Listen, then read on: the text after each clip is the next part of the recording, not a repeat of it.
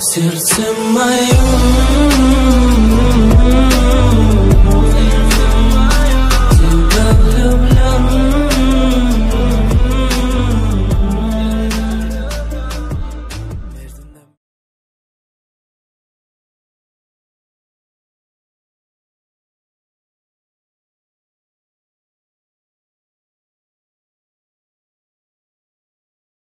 Menemani Brian. Akmar akhirnya setuju untuk menemani Brian di rumah sakit.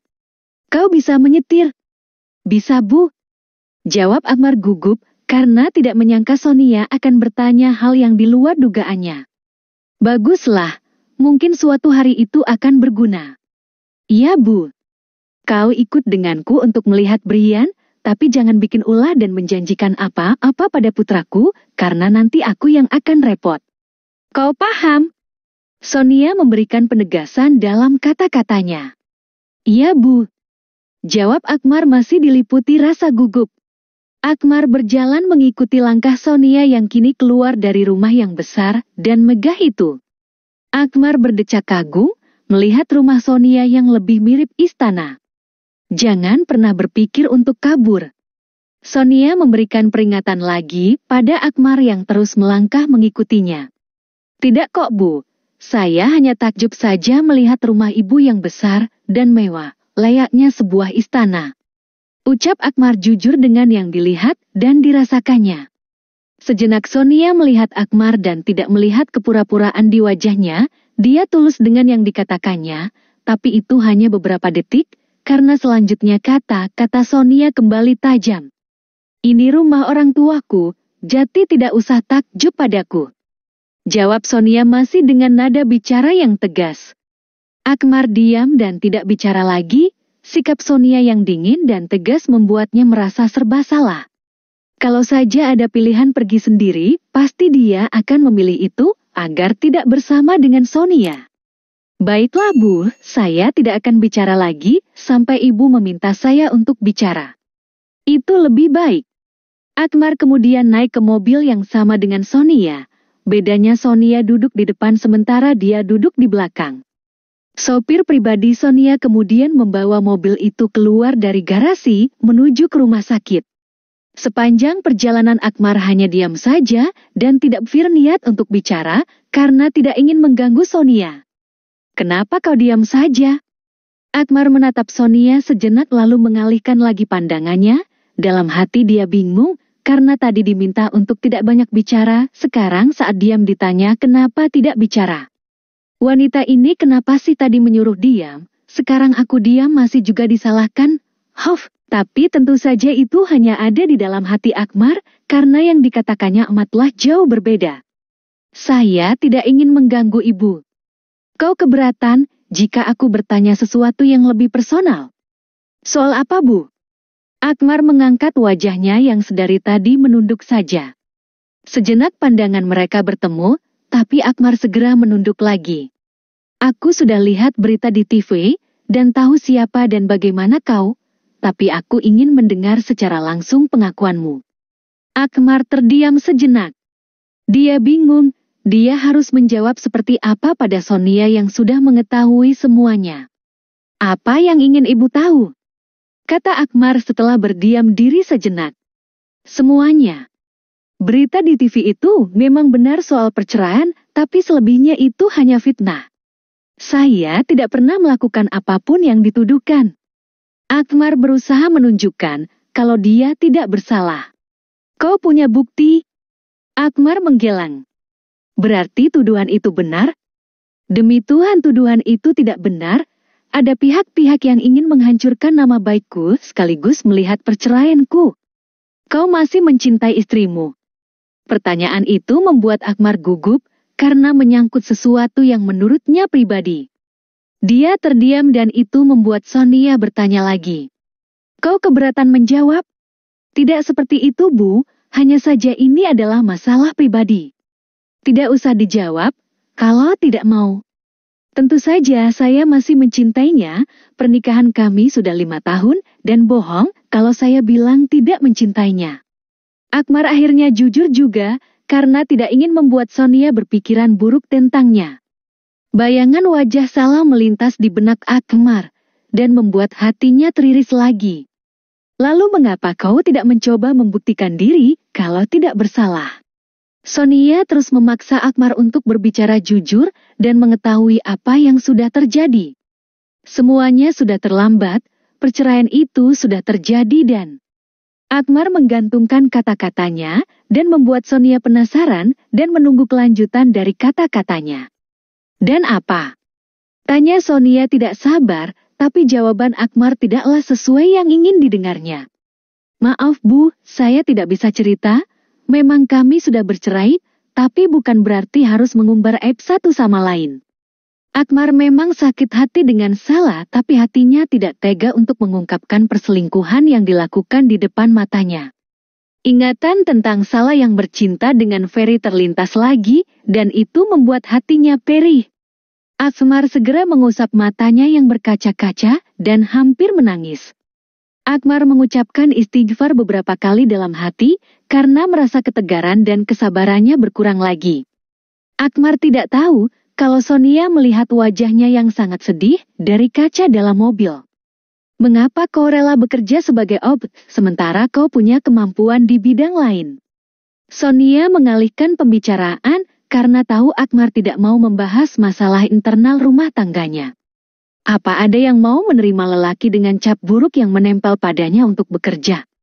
Bahkan JTOB pun rasanya mustahil kalau orang-orang sudah melihat berita di TV itu. Lalu kau menyerah begitu saja? Saya tidak akan menyerah, tapi entah apa yang harus saya lakukan. Akmar menarik nafas berat dan mendadak hatinya teriris perih saat mendengar perceraiannya dengan Salah sedang dibicarakan di radio yang kebetulan diputar oleh supir Sonia. Akmar mengusap dadanya untuk menenangkan hati mendengar namanya beberapa kali disebut sebagai lelaki tidak bermoral. Tega sekali kau Salah, apa belum cukup semua penderitaan yang kau berikan padaku? Kata-kata perih dan lirih itu bergema di dalam hati Akmar. Akmar segera menghapus titik air yang jatuh dari sudut matanya, karena tidak ingin menunjukkan kesedihannya di hadapan orang lain, terutama Sonia. Seperti apapun luka yang dirasakannya tetap saja tidak ingin membuat orang lain mengetahuinya, karena belum tentu orang lain bisa mengerti dan memahami, bisa saja hanya ingin menertawakan dan membuat luka hatinya semakin perih. Mereka sampai di rumah sakit. Sonia dan Akmar kemudian turun dari mobil. Akmar mengikuti langkah Sonia menuju ke ruang rawat Brian. Akmar berjalan tidak fokus, karena perasaannya sedang sedih, karena pemberitaan yang baru saja didengarnya. Dia tidak sadar kalau Sonia sedang berhenti, sementara dia terus berjalan, dan akibatnya dia menubruk tubuh Sonia, dan untung saja, dia segera sadar dan memegang tubuh Sonia hingga tidak jatuh. Sudah 2 kali kau hampir membuatku jatuh atau kau sengaja ingin balas dendam, karena telah memecatmu. Akmar menggeleng dan segera melepaskan pegangan tangannya pada tangan Sonia. Tidak seperti itu Bu. Tolong maafkan, saya benar-benar sedang tidak fokus, pikiran saya sedang kalut. Kali ini, saya maafkan, karena alasan Brian, tapi lain kali kalau kau masih mencoba mencelakaiku, maka akan tahu akibatnya, anak buahku akan menghajarmu. Saya mengerti Bu. Ini adalah ruang rawat Brian, dan sebelum masuk aku ingin menegaskan, agar kau tidak memberi Brian banyak harapan, karena nanti akan membuat saya repot. Iya, Bu, saya hanya akan menemani Brian saja, dan kalau sudah tidak dibutuhkan saya akan pergi. Baguslah kalau kau mengerti posisimu. Sonia kemudian melangkah masuk, dan melihat Brian yang sudah menunggunya. Bagaimana kabarmu hari ini, sayang? Mana Om Akmar, Ma? Brian ingin bertemu dengannya. Sonia sedikit kecewa, karena Brian sama sekali tidak menjawab pertanyaannya, malahan menanyakan laki-laki yang baru hadir di hidupnya. Apa kau sudah tidak sayang lagi sama Mama, sehingga hanya terus menanyakan laki-laki itu? Bukan begitu, Brian sayang sama Mama, tapi saat ini Brian memang sangat ingin bertemu dengan Om Akmar. Baiklah, Mama akan menguburkan permintaanmu, tapi kau janji harus segera sembuh, dan tidak membantah lagi kata-kata Mama. Brian mengangguk dan Sonia kemudian memanggil seseorang untuk masuk ke dalam ruangan itu. Om Akmar, ucap Brian girang setelah melihat Akmar yang berjalan masuk dan mendekatinya. Akmar mendekat dan berdiri di samping tempat tidur Brian, dan di luar dugaan, Brian langsung memeluk tubuhnya dan membuat Akmar terkejut, terlebih-lebih lagi Sonia yang tidak menyangka Brian bisa begitu menyayangi Akmar. Kenapa Om Akmar meninggalkanku? Om Akmar harus menjenguk ibu Om di kampung. Sekarang Om harus berjanji tidak akan pergi lagi. Om harus terus menemaniku. Tapi Brian tidak mau minum obat kalau Om pergi lagi. Giliran Akmar yang bingung menjawab permintaan Brian. Dia menatap Sonia dan meminta pendapatnya, tapi Sonia tidak memberi reaksi apa-apa. Janji Akmar. Akmar akhirnya menjawab juga pertanyaan Brian yang terus diulanginya. Iya, Om akan menemani Brian sampai sembuh supaya bisa bermain lagi. Sungguh? Iya, makanya Brian harus segera sembuh dan harus menurut kata-kata dokter. Brian mau asal Om Akmar berjanji akan selalu menemaniku. Akmar tidak punya pilihan, karena tidak mungkin terang-terangan menolak keinginan Brian yang sedang sakit. Maafkan Om, kalau nanti tidak bisa memenuhi janji padamu. Saat ini Om hanya ingin melihatmu segera sembuh. Itulah yang sedang dikatakan Akmar di dalam hatinya, walau sebenarnya dia memang sangat ingin bersama dengan anak itu. Apa maksud laki-laki ini berkata seperti itu pada putraku? Apa mungkin dia sanggup untuk berada di sisi Brian dalam waktu yang lama? Apa dia punya maksud dan niat terselubung? Pertanyaan-pertanyaan penuh kecurigaan itu terlintas dalam hati Sonia. Lain Akmar, maka lain pula yang sedang dipikirkan oleh Sonia. Dia tetap menaruh curiga pada Akmar yang bersikap sangat manis pada putranya. Pokoknya aku harus berbicara secepatnya dengan laki-laki ini dan mencari tahu apa maksud dan tujuannya memperlakukan Brian dengan sangat manis. Pikiran-pikiran buruk dan berbagai prasangka terus saja bergelut dalam pikiran Sonia. Dokter datang memeriksa Brian dan tersenyum saat Brian tidak rewel dan mau menerima suntikan yang akan diberikannya. Brian memegang tangan Akmar dengan kencang saat dokter itu menunjukkan jarum suntik yang akan dipakainya.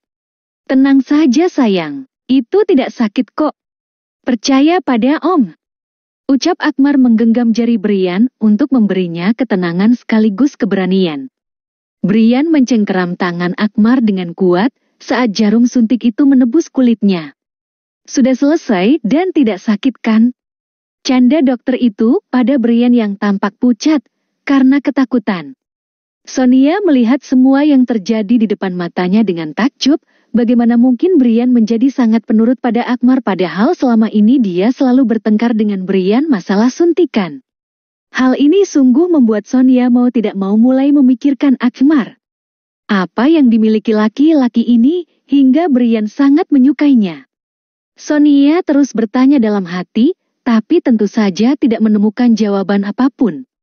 Ayo tidurlah, ucap Akmar sambil mengusap rambut Brian dengan lembut. Aku mau main sama Om. Mainnya nanti kalau Brian sudah sembuh. Akmar menahan tubuh Brian yang bermaksud bangun dan duduk. Tapi Om tidak akan pergi lagi kan? Brian mengulang pertanyaan yang sama. Pertanyaan ini sebenarnya yang sangat ditakutkan Akmar, karena jawabannya pasti akan membuatnya dalam masalah. Jika menjawab iya, maka konsekuensinya mungkin tidak bisa lepas dari Brian, walau dia sudah menyayangi anak ini tanpa tahu mulai kapan. Tapi jika menjawab tidak maka Brian akan sakit dan meminta terus untuk bertemu dengannya dan lebih parahnya, akan sakit lebih lama. Hal ini membuat Akmar bingung, sementara Sonia hanya diam saja dan tidak membantu Akmar menyelesaikan masalahnya. Kenapa Om diam saja? Apa ini berarti Om akan meninggalkanku? Kata Brian sedih. Tidak seperti itu sayang. Tidurlah dulu, nanti Om akan menjawab kalau Brian sudah sembuh. Akmar berusaha mencari alasan yang tepat agar tidak membuatnya repot di kemudian waktu. Tapi Om tidak akan pergi saat aku tidurkan. Brian masih terus menekan Akmar dengan pertanyaan posesifnya. Tidak sayang, Om akan menemanimu sampai sembuh. Akmar akhirnya menjanjikan sesuatu yang membuat Brian merasa senang. Brian tersenyum sebelum mulai menutup matanya.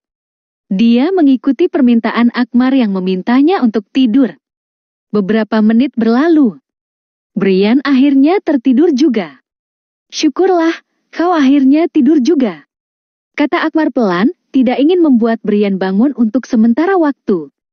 Maafkan Om harus menjanjikan sesuatu yang belum pasti, tapi kau harus tahu Om sungguh sayang padamu. Akmar mengatakan semua itu di dalam hati, karena tidak mungkin mengungkapkannya di hadapan Sonia yang masih mengawasinya. Kita harus bicara, Jetiku tunggu kau di luar, ucap Sonia sebelum keluar dari kamar rawat Brian. Akmar kemudian menyusul Sonia yang sudah menunggunya di luar kamar. Maafkan saya, kalau terpaksa berjanji pada Brian seperti itu, saya tidak punya tujuan lain, kecuali ingin melihat Brian segera sembuh. Lalu kau bisa pergi secepatnya, tuduh Sonia sambil menatap tajam pada Akmar. Bukan seperti itu, Bu, mungkin Ibu tidak percaya dan menganggap saya modus, tapi saya sungguh menyayangi putra Ibu. Akmar akhirnya mengungkapkan semua kebenaran yang dirasakannya, karena tidak ingin terus dipojokkan oleh Sonia. Sonia menatap wajah Akmar yang tampak sangat tulus ketika mengatakan rasa sayangnya terhadap Brian. Sekarang apa yang akan kau lakukan? Kalau Ibu mengizinkan, saya ingin menemani Brian setidaknya sampai dia sembuh dan bisa bersekolah lagi. Sonia tampak berpikir sejenak. Baiklah, aku punya penawaran untukmu. Penawaran? Aku mengizinkanmu menemani Brian, tapi dengan satu syarat. Apa syaratnya, Bu? Kau jadi pengasuh Brian dan akan mendapatkan gaji seperti pengasuh anak pada umumnya. Tapi saya ikhlas untuk menemani Brian sampai sembuh, tanpa Ibu menggajiku pun. Tidak usah seperti itu, yang realistis saja. Bukankah kau butuh uang untuk pengobatan ibumu di kampung? Tapi ibuku di kampung. Akmar tidak melanjutkan kata-katanya, karena tidak mau mengumbar aib keluarganya. Kenapa? Kau keberatan? Sonia masih dengan intonasi yang kuat. Kalau memang harus seperti itu, saya bersedia menerima syarat itu. Sonia tersenyum. Sebaiknya memang seperti itu, tidak perlu menunjukkan perasaan yang berlebihan, karena tidak akan merubah apapun. Akmar hanya menunduk saja, ingin sekali dia menentang perkataan Sonia tentang perasaan yang dirasakannya pada Brian, tapi dia urungkan, karena pasti tidak ada gunanya, hanya akan membuat Sonia semakin memandangnya hina. Kau mau gaji berapa? Terserah Ibu saja, saya tidak tahu gaji seorang pengasuh, jawab Akmar jujur, karena memang tidak tahu. Sonia menatap Akmar yang sama sekali tidak berusaha memanfaatkan keadaan, padahal ada peluang besar untuknya dan dia pasti menyetujui berapapun yang dimintanya. 10 juta cukup. Akmar terkejut mendengar jumlah sebanyak itu, sebagai gajinya mengasuh Brian. Ibu yakin? Atau masih kurang? Kau bisa sebutkan gaji yang kau inginkan? Itu terlalu besar, Bu. Berarti kau setuju gaji 10 juta. Akmar tidak membantah lagi, karena akan percuma saja. Tugasmu hanyalah melayani semua kebutuhan Brian dari pagi sampai malam, termasuk menemaninya ke sekolah, bermain, dan apapun itu. Insya Allah, Bu. Dan satu lagi, mulai sekarang sampai masa kerjamu habis kau akan tinggal di rumahku, agar selalu siap melayani Brian. Saya ikut apa mau Ibu saja. Baguslah kalau kau tidak membuat keadaan menjadi sulit. Akmar akhirnya resmi menjadi pengasuh untuk Brian. Sebuah pekerjaan yang sama sekali tidak pernah dibayangkannya. Jadi mulai sekarang, Brian menjadi tanggung jawabmu, dan apapun yang terjadi pada Brian adalah kesalahanmu. Iya, Bu. Dan jangan pernah berpikir, kau bisa menipuku, karena setiap sudut rumahku sudah dipasang CCTV, jadi jangan pernah macam-macam. Iya, saya mengerti, Bu. Banyak lagi hal yang dibicarakan Sonia, lebih tepatnya ancaman untuknya, tapi Akmar tidak peduli, karena tidak pernah terbersit sedikit pun dalam hatinya untuk melakukan kecurangan. Kalau tidak lagi yang ingin Ibu sampaikan, saya pamit untuk menemani Brian. Sonia hanya mengangguk dan menatap langkah Akmar yang semakin menjauh, sampai akhirnya hilang, karena masuk ke ruang rawat Brian. Laki-laki ini bodoh atau apa sih? Mau saja menerima begitu saja semua yang kukatakan. Sonia tersenyum sebelum pergi dari rumah sakit itu, untuk meneruskan pekerjaannya. Resmi Jati Duda. Akmar kemudian masuk ke ruang rawat Brian lagi. Dia tidak ingin membuat Brian berpikir dia pergi lagi saat nanti terbangun. Dan benar saja, saat membuka mata nama Akmar yang langsung disebut oleh Brian. Brian masih terus menyebut nama Akmar, sampai akhirnya berhenti saat melihatnya sedang melakukan syalat. Om di sini sayang. Akmar segera menjawab dan mendekat sesaat sesudah mengucapkan salam. Dia bahkan belum sempat berdoa, karena segera menjawab panggilan Brian. Kupikir Om pergi lagi seperti saat itu, meninggalkanku saat sedang tidur. Om sudah berjanji, dan janji itu harus ditepati, karena kalau tidak ditepati itu namanya orang munafik, dan orang munafik itu sangat dibenci oleh Allah. Apa itu munafik, Om? Akmar kemudian duduk di dekat Brian, dan tangannya mulai membelai rambut anak itu. Apa Brian belum mempelajarinya di sekolah? Brian menggeleng, karena selama ini jarang mendapat pelajaran agama di sekolahnya. Akmar menggeleng, karena membayangkan Brian yang tidak memiliki dasar agama sama sekali. Pelajaran agama itu penting sayang, karena itu adalah pegangan hidup setiap manusia. Akmar menjelaskan tentang pengetahuan agama pada Brian dengan bahasa yang mudah dimengerti, dan di luar dugaan Brian, justru antusias mendengarkan kata-katanya. Jadi yang Om lakukan tadi itu adalah syalat? Iya, itu salah satu cara beribadah dan menyembah pada Allah sebagai bentuk rasa syukur atas semua anugerah yang sudah diberikan pada kita. Apakah Allah akan mengabulkan semua permintaan? Tentu saja, tapi kita harus meminta dengan sungguh-sungguh. Brian nampak tersenyum, dan itu membuat Akmar sedikit penasaran. Kalau begitu, aku akan meminta sesuatu pada Allah. Apa itu? Aku akan meminta agar Om Akmar selalu bersamaku. Jawaban Brian membuat perasaan Akmar menghangat. Dia tidak menyangka Brian sangat menyukainya, hingga akan meminta pada Allah agar selalu bersama. Tanpa sadar, dia mengecup kening anak itu dan matanya berkaca-kaca. Om juga sayang padamu, jadi sekarang kau harus segera sembuh agar kita bisa bermain lagi. Kau mau kan main bersama Om? Aku mau Om. Akmar mengecup kening Brian lagi. Kali ini hatinya begitu terharu dan kerinduan untuk memiliki putra terlintas lagi bersamaan dengan kenangan tentang Sala yang melintas dan mau tidak mau membuat torehan luka dalam hatinya dan membuatnya berdarah lagi. Sala sedang bersiap untuk ke pengadilan karena hari ini sidang pertama perceraiannya akan digelar.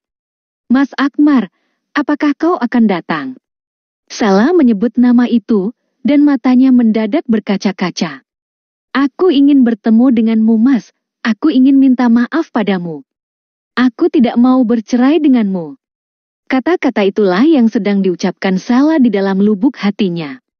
Rasa ragu dan bimbang mulai timbul di hatinya sejak membaca buku harian Akmar yang menjelaskan semuanya. Dia mulai meragukan semua ucapan Ferry yang selalu memojokkan Akmar. Kecurigaan Sala semakin besar saat berkunjung ke perusahaan yang sementara ini dikelola oleh Ronald, yang merupakan sekretaris Akmar dulu saat masih menjabat sebagai pimpinan perusahaan. Ronald terlihat sangat kaget karena tidak menyangka dirinya akan datang ke kantor tanpa memberitahu terlebih dulu. Kok ibu datang tidak memberitahu dulu? Ucap Ronald tampak sangat gugup seperti sedang merahasiakan sesuatu. Kenapa? Ini kantorku dan hanya ku titip sementara padamu jadi aku bebas kapan saja untuk datang ke sini.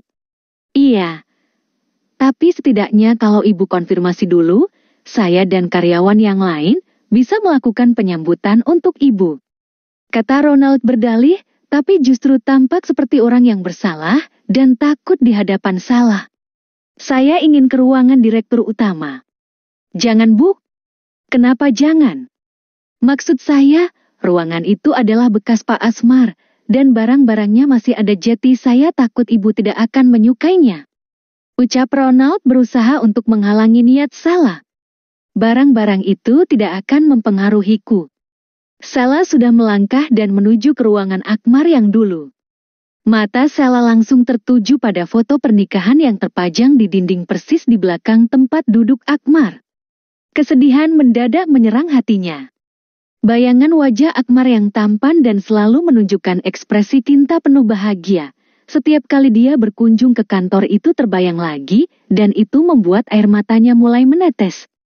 Mas Akmar, aku merindukanmu. Sala duduk di kursi kerja Akmar, dan masih menemukan beberapa berkas di meja yang sepertinya belum sempat dilihat oleh Akmar. Sala bermaksud untuk membuka berkas itu, tapi tidak jadi, karena Ferry tiba-tiba masuk dan menyingkirkan berkas-berkas itu. Kenapa kau datang ke sini tidak memberitahuku dulu, padahal aku bisa menjemput dan mengantarmu? Tidak usah berlebihan, karena aku bisa datang sendiri ke kantor ini. Dulu aku juga bekerja di sini, sebelum melimpahkan semuanya pada Mas Akmar. Dan laki-laki itu sudah menipu dan memanfaatkan kepercayaan yang kau berikan. Ucap Ferry tetap saja berusaha memojokkan Akmar.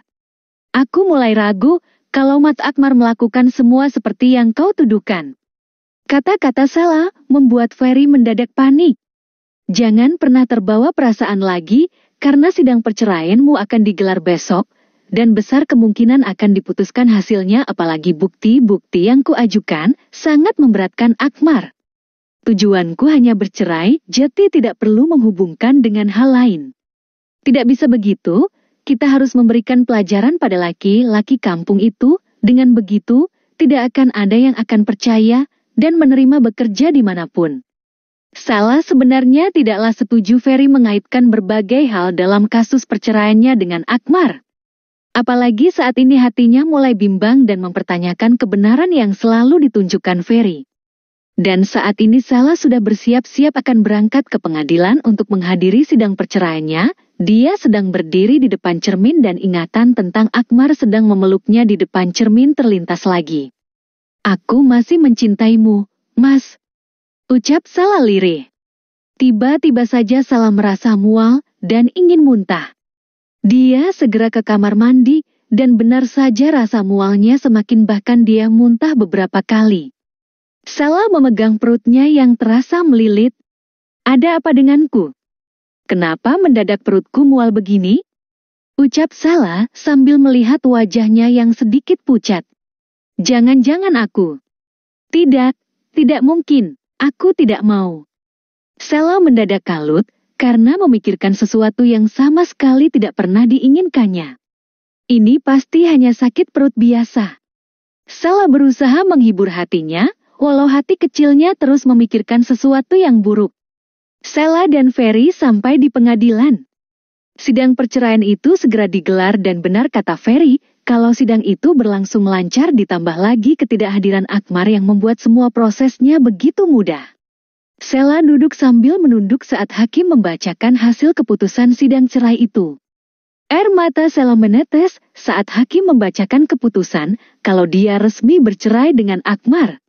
Hatinya mendadak merasakan kekosongan dan kesedihan yang luar biasa, sehingga tidak menunjukkan kegembiraan sama sekali, berbeda dengan Ferry yang sangat girang, karena telah berhasil memisahkan Sala dan Akmar.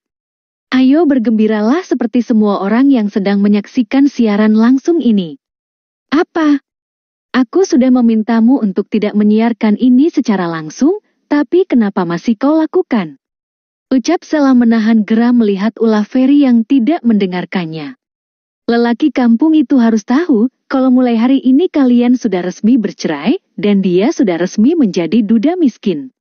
Ucap Ferry, sambil tertawa penuh kemenangan. Ferry terus tertawa tanpa peduli perasaan Sala yang sebenarnya bersedih dengan penyesalan yang mulai berkecamuk di dalam dadanya. Maafkan aku, Mas. Gumam Sala lirih.